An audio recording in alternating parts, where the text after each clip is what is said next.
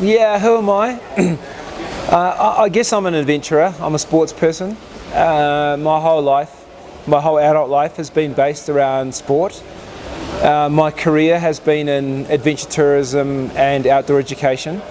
So I've worked mainly teaching people to kayak or rock climb or taking people hiking and various things. I've worked a lot in New Zealand education system with outdoor sport, and I've competed a lot myself. Since I was 18 years old, I have constantly been training and traveling and racing. So for more than 20 years, that has been my lifestyle. Every day I like to go out and do some form of adventure sport, either kayaking or trail running or mountain biking. It's what I enjoy doing, it's my passion, so I don't see it as a task or a job or anything. It's just what I like to do. So yeah, why do I adventure race? Why do I go out for 4, 5, 6 days, experience discomfort, sore feet, sleep deprivation, hard work, lots of suffering? I guess for me there's a number of reasons why I adventure race. Perhaps one of the reasons is because I'm good at it.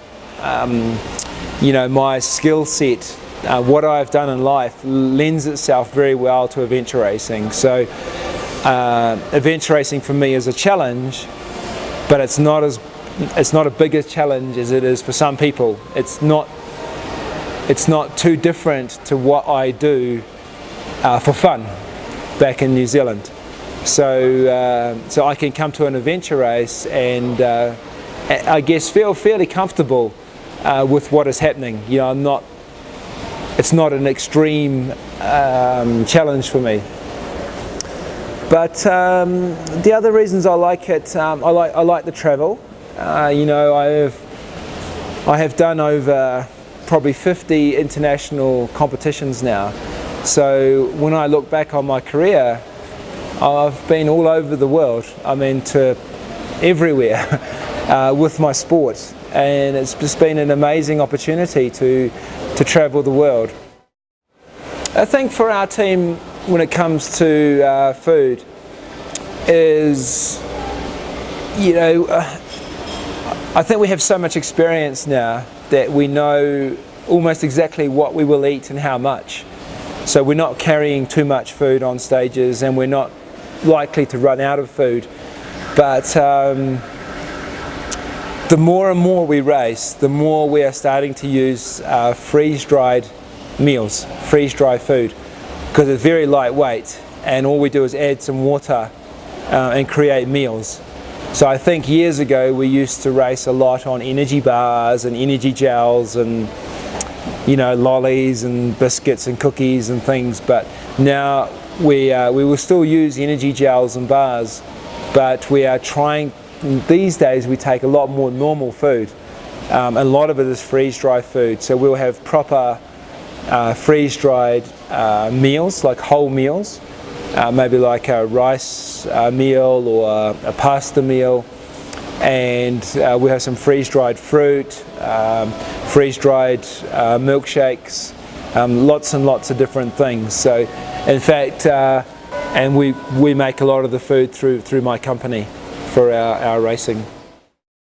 I love to race. I like the strategy of a team racing other teams, and for us having to decide, do we go fast or slow, do we stop and sleep, or do we carry on, or do we go this way or that way.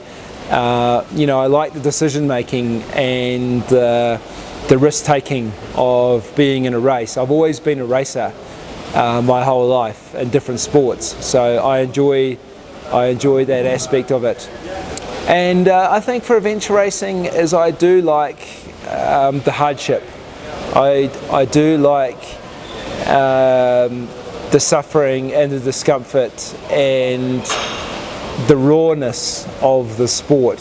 I find that I am a person who can get bored quite easily, and I find when I'm living in a world of comfort,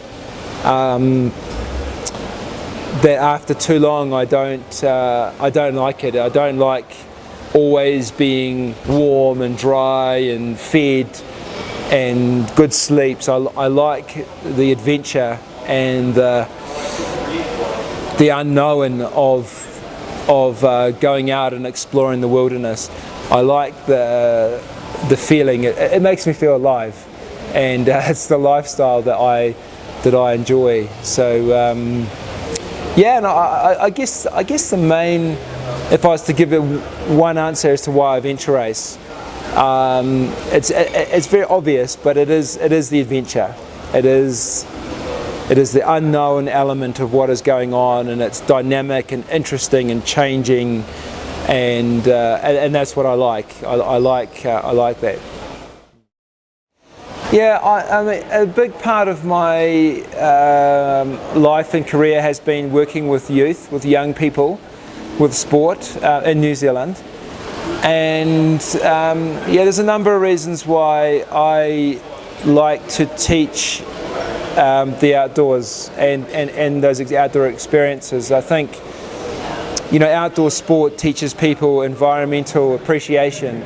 So in New Zealand, it's very important for us to preserve what we have there as a country, our natural country. So the more people that are interested in kayaking and hiking and climbing and looking after the outdoor environment, the more chance it has of surviving. So we teach a lot of environmental appreciation, how to look after the outdoors and how important it is to look after the outdoor areas. I think from a personality development aspect, the outdoors is very good at expanding people's perceptions. People go out in the outdoors and they're challenged and they set goals and they take risks, and they learn that they are more capable of they can do more than perhaps what they thought they can do. So it's a very common thing with young people. You know, we teach, it's very basic, but it's like, you know, if there's a rock climbing wall, often young people, they don't think they can climb the wall. So beforehand they're very nervous and they don't think they can do it, but after some teachings and they try and some lessons and some support, they can do it. And it's a very simple model. It's like you have just done the thing you thought you couldn't do.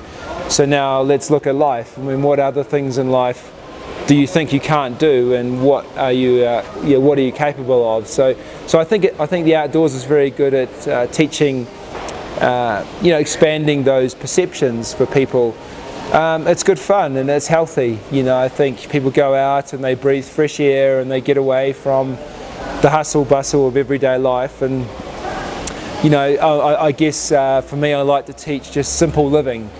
Just living on the land, cooking on fires, drinking from streams, slow life down, and I don't know, I think it just resets people in that, you know, what's important in life, just to go out and enjoy nature and slow things down, you know, rather than just constantly working and, you know, computers and internet and, you know, speed. I think there's a lot more to life than just speeding up its pace.